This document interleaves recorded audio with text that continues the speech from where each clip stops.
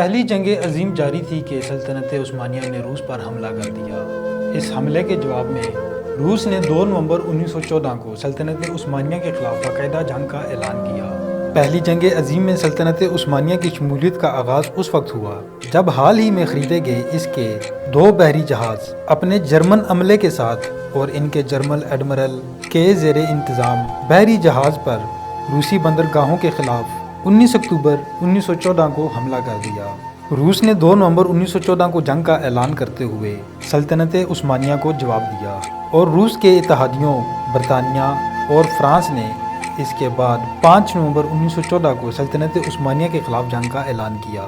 عثمانی کارروائی کی وجوہات فوری طور پر واضح نہیں ہو سکیں۔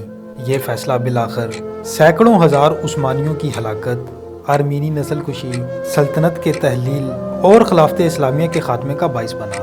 نیوز ٹو یو کے معزز ناظرین، السلام علیکم۔ میں ہوں آپ کا میزبان ملک نجیب۔ تاریخ کے جروکوں سے آپ کو خوش آمدید کہتے ہیں۔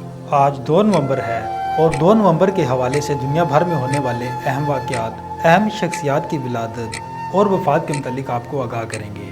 پروگرام کا باقاعدہ آغاز کرنے سے پہلے آپ سے گزارش ہے، اگر آپ نے ابھی تک ہمارا چینل سبسکرائب نہیں کیا تو نیوز ٹو یو کو سبسکرائب کر لیجیے اور ساتھ ہی بیل آئیکن کو بھی پریس کر دیجیے۔ پروگرام کا باقاعدہ آغاز کرتے ہیں۔ 2 نومبر 2009 کو پاکستان کے شہر راولپنڈی میں چھاؤنی کے علاقے میں شالیمار پلازا کی پارکنگ میں ایک حملے کے نتیجے میں 33 افراد جان سے گئے۔ 2 نومبر 1841 کو افغانستان میں دوسری جنگ کا آغاز ہوا۔ 2 نومبر 1920 کو امریکہ میں تجارتی ریڈیو اسٹیشن نے باقاعدہ نشریات کا آغاز کیا۔ 2 نومبر 1936 کو B B C television service کا آغاز ہوا۔ 2 نومبر 1956 کو مصر میں فرانسیسی اور برطانوی جارحیت کے خلاف پاکستان بھر میں مظاہرے کیے گئے۔ 2 نومبر 1958 کو پاکستان کے معزول صدر سکندر مرزا کو جلا وطن کر دیا گیا۔ 2 نومبر 1967 کو پاکستان کے صدر ایوب خان نے پاکستان ٹیلی ویژن کراچی سینٹر کا افتتاح کیا۔ ناظرین، 2 نومبر کو اہم شخصیات کی ولادت اور وفات کے متعلق آپ کو آگاہ کرتے ہیں۔ 2 نومبر 1929 کو پاکستان کے 9ویں صدر رفیق تارڑ کی پیدائش ہوئی۔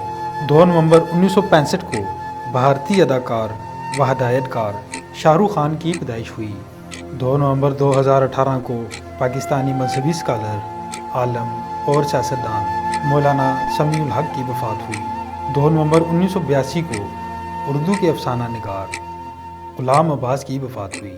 ناظرین، یہ تھے 2 نومبر کے حوالے سے دنیا بھر میں ہونے والے اہم واقعات، اہم شخصیات کی ولادت اور وفات جن کے متعلق آپ کو آگاہ کیا گیا۔